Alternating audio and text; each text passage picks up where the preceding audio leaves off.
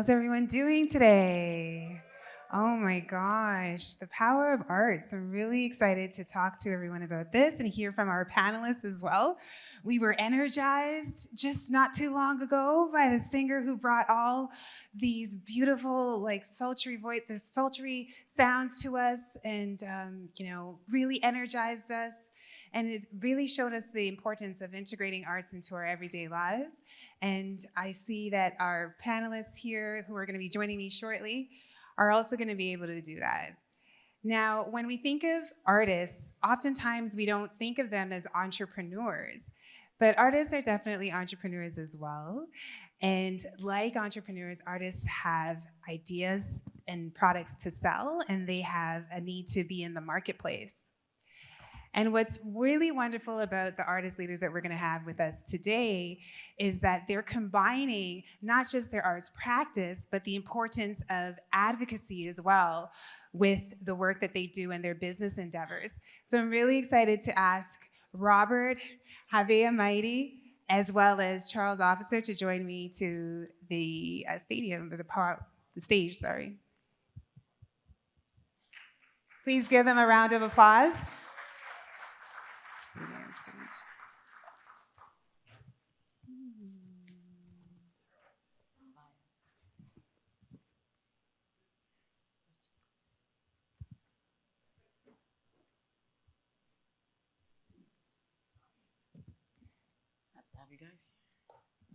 All right. And so I'm just going to start off with introducing these fabulous speakers. I want to start with introducing, we've had so much opportunity to hear Haviah moderate the day. And I think it's really also important to just hear about her wonderful talents as an artist as well. So based out of Brampton via Toronto, Haviah Mighty has spent a lifetime developing her skills as a songwriter, also as a vocalist, producer, and a performer. She cultivates in a style of profound introspection and inclusive socio-political critique. She dynamically combines rap, song, and instrumentals, blending hip-hop, soul, and Afrobeats. 2019 saw Haviah earn breakout success with her album, 13th Floor, making her the first hip-hop artist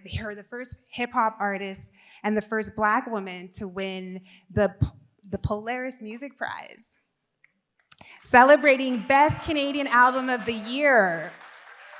But she didn't stop there. With her JUNO award-winning mixtape, Stock Exchange, that came out in November last year, Haviah made history once again, and she was the first woman ever to win a rap album of the year in that category. Yes. So recognition has spread internationally with praise from the likes of the Rolling Stones and so many more media outlets. She pushes forward to continuing to carve out spaces that enable her to boldly defy gendered expectations of women in hip hop. From performance by massive European tastemaker Collar X Studios to the BBC's first Jack Saunders initiative, proclaiming her to be a person who you just can't find anything as good as out there.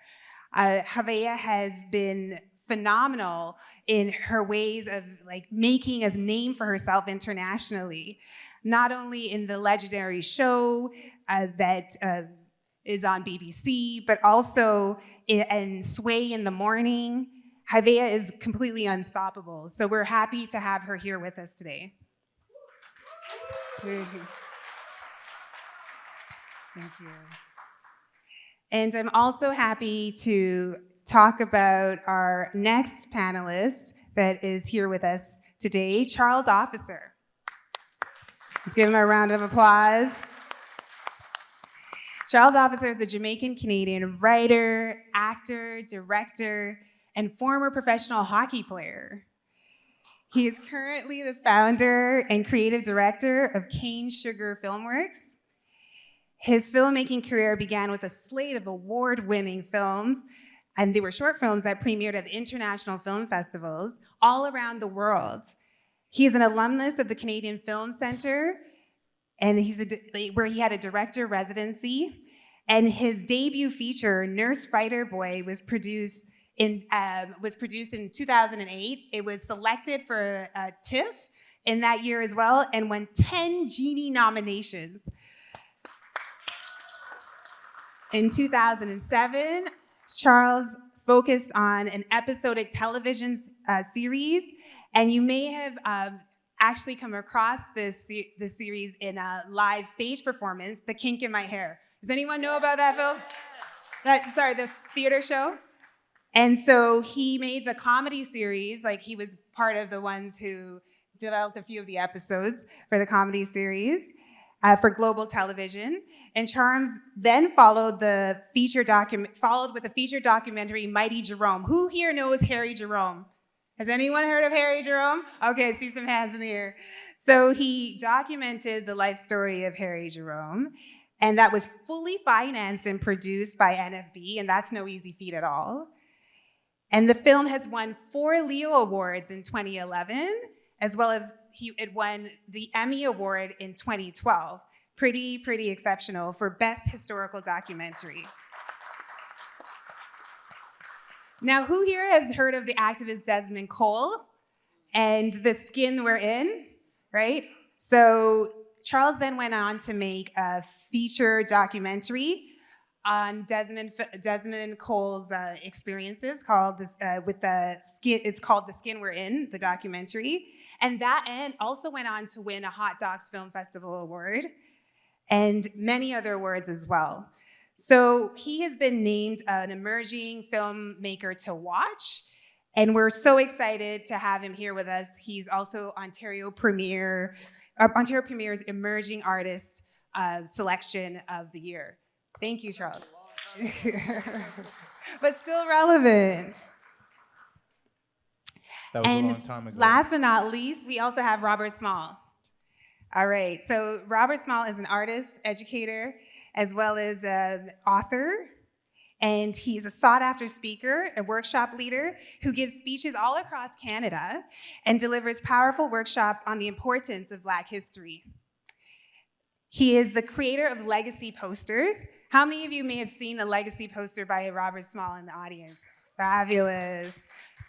Hopefully we have some buyers of the posters here as well. And he has a commitment to making sure that he promotes the Black Canadian history through his posters. And it's been seen by thousands of people. And he's also recently selected for the Order of Canada, right, for his long-standing commitment to highlighting the accomplishments and contributions of Black people in all sections of Canadian society. Let's give him a round of applause. He says that we don't get to learn about Black Canadian history, but we often learn about Black American history, and his posters are focused on helping us identify the importance of our Black Canadian history. And so he's also released an Afrostatic app, and that app is also gonna help us connect with learning materials. So I'm sure we're gonna learn more about that from Robert as we talk today further. And so I'd like to get into the discussion with the panel and panelists. And so I'm wondering, what does arts advocacy for our Black community mean to all of you?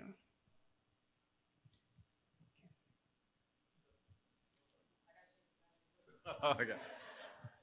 She just had that change the battery excuse. So I gotta use that in the next presentation I give, right? Okay. Well, with respect to art advocacy through our art and everything, given the fact that we practice different types, I think we really need to dig within ourselves, see our own political voices concerning the African Canadian experience, and showcase that through my art.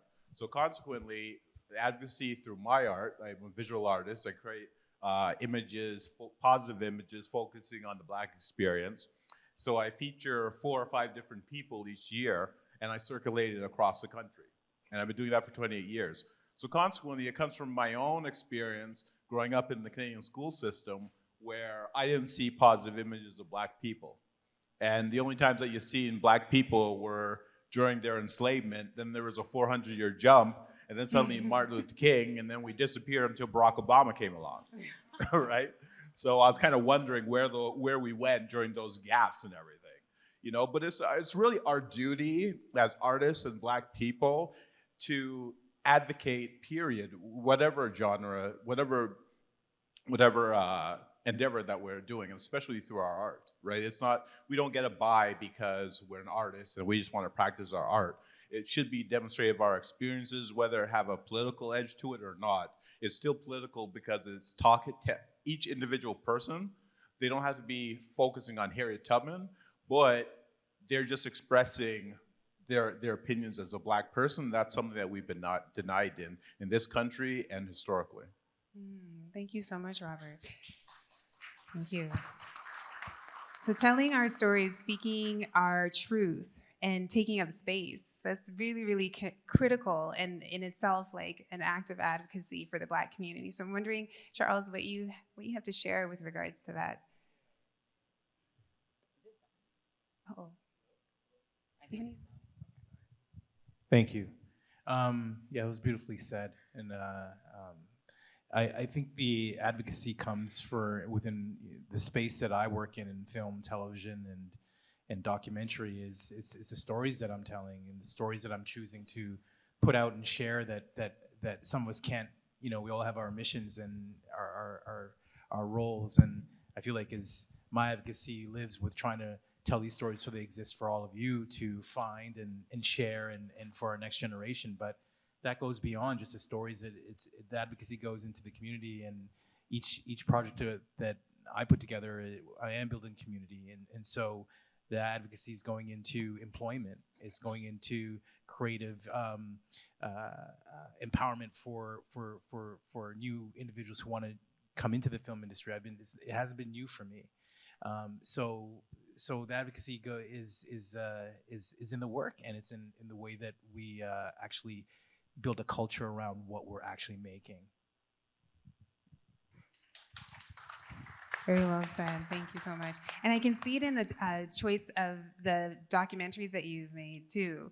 So The Kink in My Hair is so powerful in terms of being able to talk to the challenges and the joys of nurturing our Black hair and the politics around that. And then when you think about Harry Jerome, how many outside of the Black community know about him, right? And making that known, and so people can see the contributions. And then The Skin We're In, people read the book, but being able to see it on the screen makes the story more accessible. And you didn't mention The Porter, which is the latest show, right? Mm-hmm. So this is the one that's out now, and this is made for all of you. And if you want to get any sort of sense of advocacy, it's all written all over the show. It's in its DNA.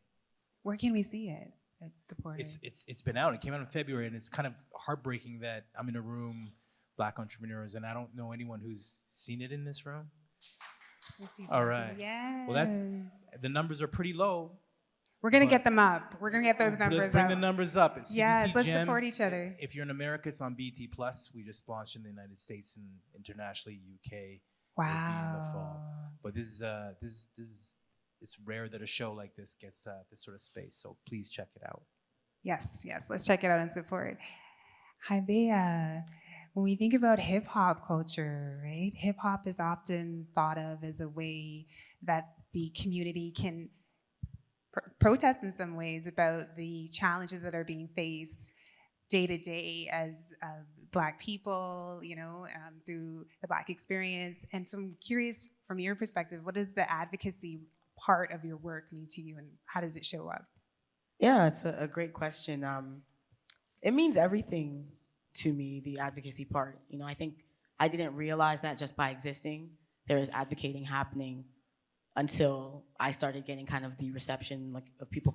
Like when I would do performances, people would either identify particularly that I'm a female in hip hop, and wow, that was really good. You're a great rapper.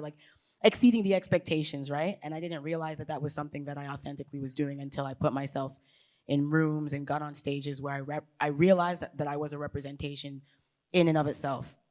So being intentional about it was something that I wasn't doing. I was just always doing it. The conversations I had in my car or with my friends or in high school, it just worked its way into my music. And that is you know, the most authentic part of me. It's what makes my music make sense to me, and it's what I believe creates impactful narrative that allows me to have this stage. Why I think it's worth me having this stage. And particularly in hip hop, you know, we generally look at it as a genre of music where we talk about our experiences, but the nuances that I have being in Canada and then being a woman and then, you know, not conforming to certain standards that we expect women to, especially in hip hop, those things kind of change the narrative of what looks acceptable.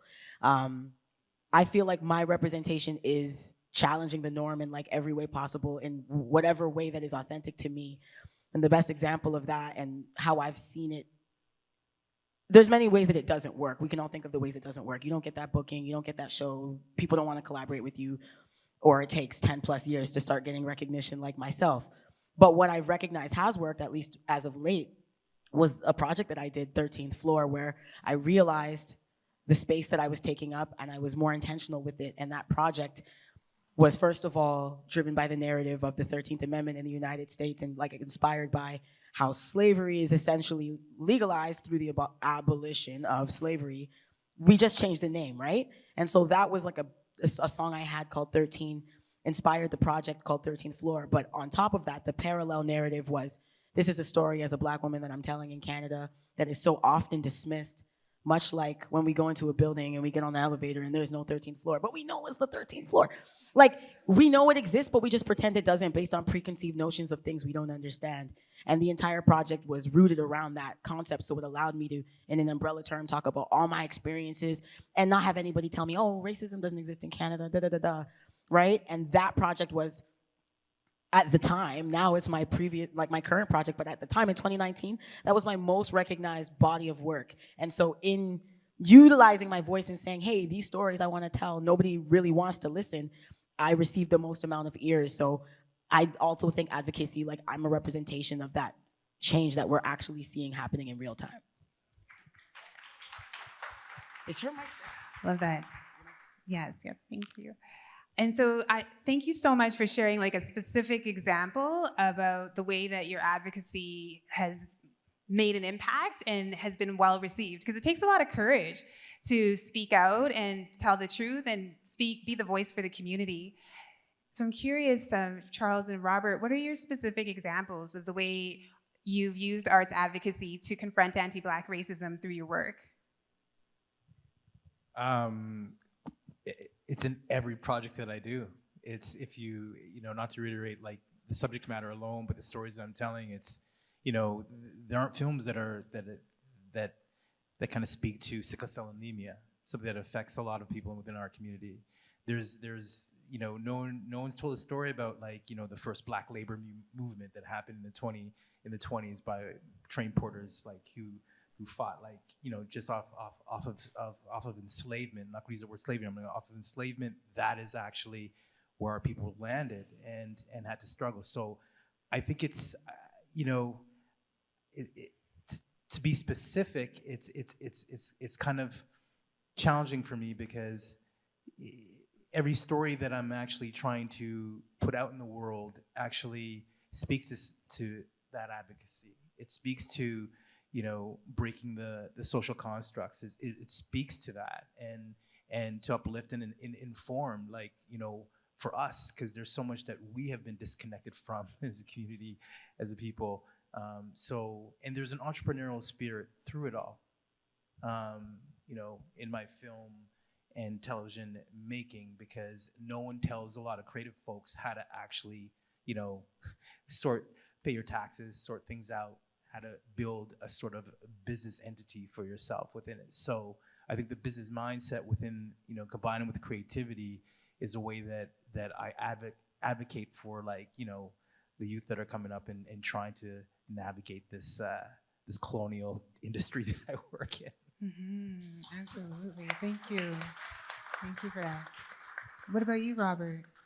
Well, I think the one thing that I think about through my advocacy, I've been doing this poster for 29 years next year, right? Wow. So, yeah. That's almost 3 decades, but it is pretty much 3 decades. Yeah, well, thanks. You know, Yeah. I started when I was 25, so not that old. Right? Yeah. So, Yeah, but needless to say, anybody if you want to look at your cell phones, you can go to thelegacyposter.com to see what I'm talking about. But needless to say, the advocacy that I use in my art is really what I've been doing every year. Like I create 5,000 posters in February, and I sold out this year. Phenomenal. Selling it, having like 2,000 in the Toronto School Board in every school. You know, the Durham District School Board, the Peel District School Board, the Nova Scotia. So, and you know, the Center of Excellence for Black students. My artwork was featured. It won not only on the program that they handed out with the launching that they had this week, but an image of my daughter here on the front cover is in every school, is in every classroom in the 30 classrooms that the Center of Excellence for Black Students is in Scarborough. So find out about that. You can get some information about that. And also the Bank of Montreal dedicated to sponsor my poster for 3 years. Since last year. Phenomenal. And the poster that I created last year was featured in every branch of the Bank of Montreal, and that'll happen for the next 2 years across the country. So I think that I've come a long way from drawing Spider-Man, the Hulk, when I was like 10 years old. If someone told me that 30 years from then, that I'd be creating Black History Month posters, I'd probably laugh at them. I go, why would I be, like, you can't have a job doing that, right? But we've entered an age where as long as you're creative, as long as you think about something and put your best foot forward into it, like the other two panelists have done, you know, you can do it, and think that with your voice, you're advocating with your voice and your art. It can be a powerful thing. Absolutely. My gosh, there's so many fabulous examples of the way arts advocacy can still be profitable, because I think that that's something that folks feel can be challenging. Haviah, you talked about the time that it took to be able to like break in the way that you wanted to the arts industry, while still holding true to the importance of arts advocacy. So what would you say to folks who are thinking about engaging with arts advocacy and worried that it might undermine business endeavors? Because ultimately, as entrepreneurs, it's really important to make that paper, right? So how do you balance the two? Yeah, I mean, I feel like balance is a very valuable word when it comes to navigating, particularly like the arts industry, because you're definitely going to have that conflict of working with people that are not invested in your community interests or personal interests, and like generally these are big conglomerates run by generally white men. Like they don't care about what you care about, you know. But sometimes the dollars that can be generated makes them care a little more, and whether it's for the right or the wrong reason. Like when I get on that stage, I'm going to occupy the space and say what I have to say. So like it's for me, I feel it's just important to take over certain spaces and showcase and share that information in a way that, for me, I'm a musician, right? So there are conversations that we can have, and there are verbal communications at the dinner table, you know? I try to find the same way to convey some of those same messages audibly, because you'll receive it differently and it'll impact you differently. And a lot of times I feel like the power in being a musician and being able to use my voice is that sometimes I can talk to people who would never listen to they would never engage in this conversation. They're not gonna have it. But when you have the melodies incorporated into that, you have a bass line now. Like there's other things that are engaging you before we even get to the theme or the topic. Absolutely. I feel like that's my advantage to not forcing, but kind of forcing these conversations in whatever space it is that I, am booked in. So in this space, I think we're all on the same page, but there's over 50% of spaces that I get into where it's like, I'm actually educating, right? So just taking that very seriously and recognizing that the power that I have and what that represents for, particularly younger people who want to do the same thing. They realize, oh, like my representation is a statement, and like I can be that person and feel confident in being that person, even if I'm not taking the boxes or fitting the peg into the square, you know what I mean? Topics that we've talked about earlier today. So it's just, I think it's a disadvantage in like this conglomerate societal way, but I find it to be advantageous because as well, I'm authentic to myself in that process, and there's nothing better than that. Like, why would you want to be at the top and like not recognize yourself? Ooh, that's really powerful. Absolutely. Identity and being true to yourself and community is really, really key. And so I'm curious too to know, when we're thinking about the way that arts advocacy can also help Black businesses and entrepreneurs, right? In what ways can there be these collaborations with artists as yourselves, and then businesses can also incorporate advocacy through the arts, right, in ways that help them to better collaborate, but also help businesses and entrepreneurs to strengthen their businesses as well? Charles and Robert? Yeah, well, actually, good question. But 29 years ago, when I first started doing my poster, straight out of university, I was wondering how to pay off my student loan. So what I decided to do, and I knew that I could draw art pretty good. So what I did is that's how I created the poster, and I originally called it the official Black History Month poster.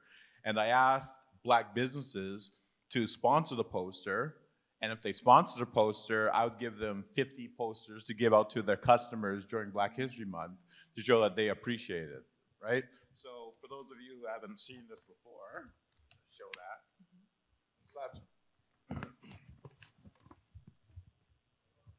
So this is how one of them looks, and I have 31 of them. So imagine going into a school and seeing 31 images of Black people and 4 or 5 of them on each wall.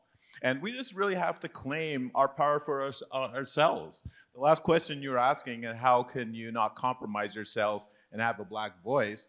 The bottom line is sometimes when you have a Black voice, that's what people want to hear, because they expect that from you, because guess what? You're Black, right? What other voice are they going to hear?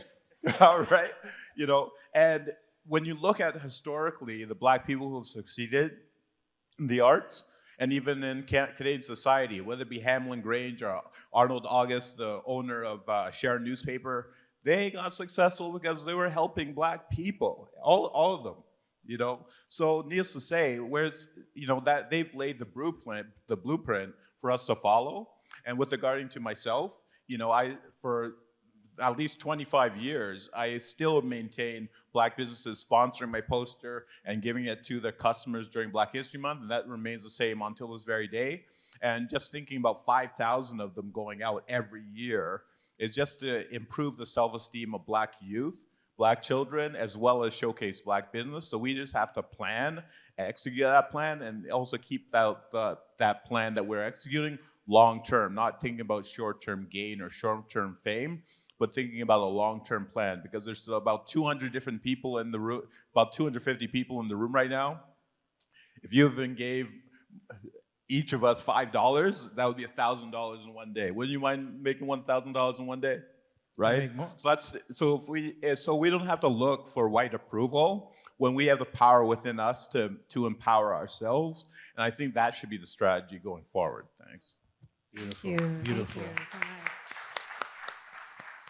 It reminded me of this importance of the ecosystem of working together and supporting one another, because when we think about the amount of time, I've heard Farley talk about the amount of time, the statistic that the money circulates within the Black community as opposed to other communities, and it's just like less than a day within the Black community, but many days in communities outside of our own, up to 6 days maybe, I think.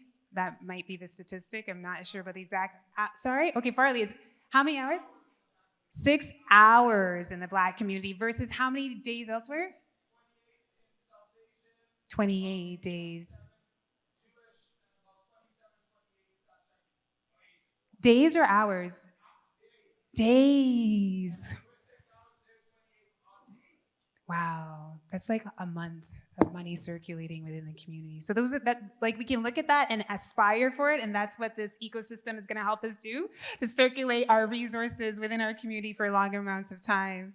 Charles, how about you in terms of the question, thinking about advocacy? I think it goes hand in hand, and I mean, in my industry, it's there's a lot of dollars involved, and you have to raise them, and I find that, again, like even with the individuals I'm working with, there are very few, there's very little engagement with the Black entrepreneurial community around the industry, and I think that it is a little riskier and so on and so forth. But if there's talent out there, that I think the returns can be really really great. But I do want to say that as also being on the board of the Art Gallery of Ontario, I think that we, as the Black community, are missing a whole revenue stream opportunity. We like to learn about revenue streams, so please elaborate. In the arts, I really have seen over the few years that I'm there, there are a lot of, white folks that collect art. And they build generational wealth through this art they collect. And I think from our community, I think we should look at holding ourselves a little more accountable for the archive that we're holding, that we claim, that we own, because the galleries own them. They are earning money and hand over fist for generations over stolen art, okay? And I think if we're not keeping our eyes out as when we make a little loot to kind of put it back into something and buy this piece of art and put it in a wall and make sure that your son, your daughter, whoever, it stays within the family, within a year, I'm telling you, we'd be sitting on $1 million based on your investment. If we did that collectively, we can open our own gallery. Wow. Right? And we have not done that. We have not done that yet. And from the music industry to visual arts to film and cinema, there's no archive that holds. There's no one so it's up for the grabs, and people will take it and they'll own it and we'll never get it back. So I think we should really look into the arts and start collecting bit by bit. Yeah. Absolutely. Yeah. Thank you. Thank you so much. Okay. And so what we've talked about are some of the ways that, Black businesses can support the arts in terms of visual arts. And I'm really interested in knowing, like, in terms of film, right, as well as music, how can arts advocacy be incorporated into the work that entrepreneurs are doing so that we can make sure that we're supporting that work that you're doing as well in different sectors? Haviah, please. Oh, yeah, absolutely. From a music perspective, the music industry is cutthroat. We hear about label artists talking about wanting to be dropped from their label or let go from their label all the time. It's a very common conversation. As an independent artist, I know through my ownership of my work how much less, I'm a lot less known than a lot of signed artists, but I know I make more money. Because I know what the ratios are. If you're signed to a major deal and you make a song, you might own 6% of your own song. You might. And then the streams, you might get 0.025% of the streams of that song. The music industry is textbook for working for free. You generally get an advance, and the advance allows you to fund this concept that you're communicating to your fan base, but you got to pay all that back with interest. And a lot of times artists aren't able to recuperate or regenerate what that album or that music video or whatever costs. A music video could cost $25,000, and it's all in this idea of communicating an idea to you that they want you to buy into. So that's why, as a musician, I feel like it's so important to be really behind the ideas that you're communicating. So it's not like a monetary dollar amount and it's just like a recoup. It's like, even if I don't make it back, this is a message I want to get out. And then on top of that, I feel like just like being more business minded and understanding those revenues. There's so many streams of revenue from that one song can be synced into TV and film. It could, you could make money while performing it. You could make money having somebody sample it. Having ownership over the song allows you to make a portion of all of the different ways that one song is used. Multiply that by a couple albums. It's just, I feel in the music industry about having that knowledge and understanding how to occupy that revenue and make sure that you're not giving it away for 2-3 years of clout, Thank you. Thank you. You're telling us about the realities that we don't often hear about with regards to the music industry and getting signed. Once we hear people get signed, we get so excited. Oh my God, money's coming. But it's not. Yeah, not like that. Not quite like that. Charles, what about you? How can entrepreneurs align arts advocacy, business owners, align it with film and be supportive of film through their work? I think if there is a natural marriage to maybe a particular type of, filmmaker or story that because I'll be simple. It's like product placement works. You know what I'm saying? It's like I work in film, television. It's like you've got products, you've got things. It's true. We're building a world. The world has things. Yes. Everything from toasters to toothpicks. So Like true. whatever your business, and I think that there's a space right there that you can build. It's like, I did with Appleton rum. I got like boxes of rum for free. And I ended up giving them out as gifts after because we had too much rum. But it was great because What a problem to but have. then it built a nice relationship, and we did something for them and they did something for us. Yeah. So I think there's places that we can merge things like that. But I also think that there's also, as a business community, I think we have this concept about each one teach one, and I think that what I do, as a creative person, I'm on the board of the AGO, but their natural instinct was, Charles, why don't you go to the community or an advisory board or something like that? I said, no, I want to sit on the finance committee. Why did you make that choice? Well, because I want to know how they're prioritizing the way that they spend money. I want to know what they think is important to this institution that they're saying that they want to be like this. And money makes everything go like this or that. So I want to be there, and because there were no Black people in this room, I want to represent in here. And actually, I feel like I'm getting a bit of like my MBA in this in this environment. But I really want to know how they're spending the funds, and actually hold them account to things and point to things that are naturally just not important to them. So there we go. Thank you, everyone.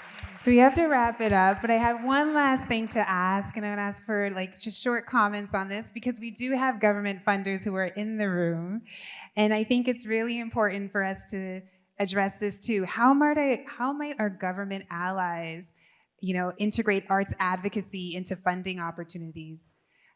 So just wondering if we get a few short comments on that from each of you, and then we'll wrap that up. Yeah, really quickly, the music industry does have, at least in Canada, has a good granting infrastructure, or at least decent. I know they've cut some of the funding, but I'll be honest, I take full advantage of granting all the time, every time, for everything that I'm eligible for. It just does not matter. If you have any business, I would just take full advantage, especially the ones that you don't have to necessarily pay back. I feel like I've built a career off of granting. A lot of my earliest things were funded by that, and it's take full advantage. And what do you want to see government do more of in terms of arts advocacy, allyship, with regards to funding, Charles and Robert? Well, I guess I'm hesitating because I have a different approach. I started doing my posters with my own money, and I kept on doing it, and I'm doing on that till this very day, so that nobody has control over what I say, what I do, the tempo. I have to report to anybody, this, that, and the other, right? But so many people have different approaches. So with respect to government, when it comes to art, even though I haven't gotten funding from them, but I would appreciate them having the opportunities to purchase items from me to put in government facilities, and that's where I would want to help. Well, for me, I think my anti-racism strategy is Black empowerment, period, right? Because when anything's anti, something has to be going one way already, right? So with respect to myself, I look upon my posters and everything else as Black empowerment, so I'm not waiting on people to give me permission or to give me money. I'm already doing it, and I'm working on an app that I have like about 500 questions for right now. That's going to be released next year, and I want you all to support me, because there's 250 people in here. If you support me with 100 people that you're in connection to, we're off to the races in 1 month. Right? Absolutely, I love that. Thank you so much for telling us how we can be in support of you, for sure. And Charles? Yeah, real quickly, I think just like the music industry, when you're starting out, like I went through, from Ontario Arts Council to Canada Council to, I had to go through that, and then as I've gone into the CMFs and Ontario Creates and Telefilm Canadas and all these sort of entities. I'm going to speak specifically on a higher end around Telefilm Canada. Is that for me, I believe that as you grow, that you should need less of the government financing, so that the next folks can actually access it. And there are individuals in my industry and the film side where I believe if they want to act like moguls, then you shouldn't need you shouldn't need the government funding, right? To start, especially if you're established for years, I think there should be a cutoff for those folks, because if you're going to play a mogul, well then be mogul-like. You don't need to actually go to the government to get assistance. Wow. So leave space for those who have not been able to access the funds and have the talent, that there's a little bit left, that their careers can actually, they can become their own entrepreneurs in what they do. So that's that. Thank you so much. So I'm hearing that emerging artists, it's really important as a critical step to have that support from government, like you've had that as you were starting up. And then within the community, we need to step back as well when we've achieved certain successes, so that the next cadre of people can come forward. And it's really great to know that you've been well supported by government allyship already. So that's phenomenal. Thank you so much, everyone, for listening and joining in on our panel today. Thank you for our panelists. Thank you so much. Really appreciate your time and expertise and leadership.